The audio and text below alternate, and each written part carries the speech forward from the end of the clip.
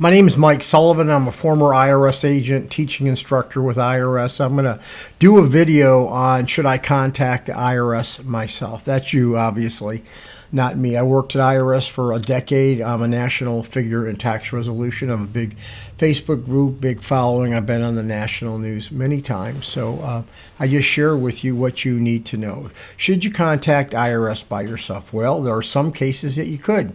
You should not waste your money. There's other cases that you shouldn't. So how do you differentiate those? Well, I think I've been doing this for 51 years.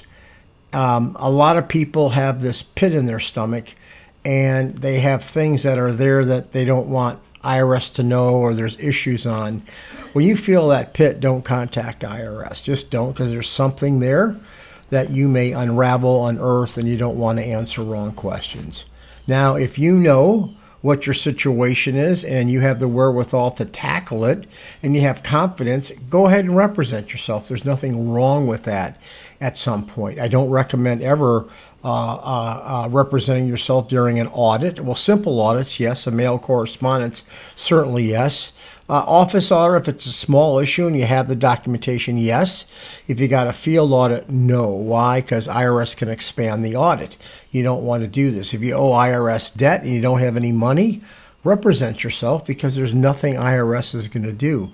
If you have a sizable debt, then you have to get someone else involved. So it all depends on the issue. You cannot say in a blanket statement, just so you know, I've been doing this a long time, thousands of cases. Some people can represent themselves depending on the size of the issue. There's nothing wrong, but once you have that, here's where the problem is. Nobody wants to pay for this. The prices are all over the place. Who do you trust? Who do you go to? Who you turn to? There's a lot of things in this that you have to really know about, really, at the end of the day, to answer that question. But very simple. If you have a pit in your stomach, don't represent yourself. If you can handle this yourself, you feel confident, you have the answers, call them. But just remember, you don't know what IRS has on you when they call. That's the only caution that I throw into the wind. Many times I tell people when they call me, they have a resolution, I just say, call IRS yourself. I don't think you have an issue. But if you have sizable debt and sizable problems, you're absolutely crazy to go ahead and do this, because for me, when I was an agent, I love when people call me unrepresented. Sky's the limit for the agent. There are no bounds. As long as they're polite, they say whatever they want and they get away with whatever they want. So use caution.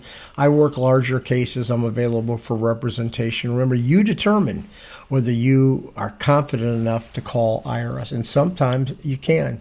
Anyway, give me a subscription. I appreciate you listening. You want me to do videos, hit me up on something. Thank you.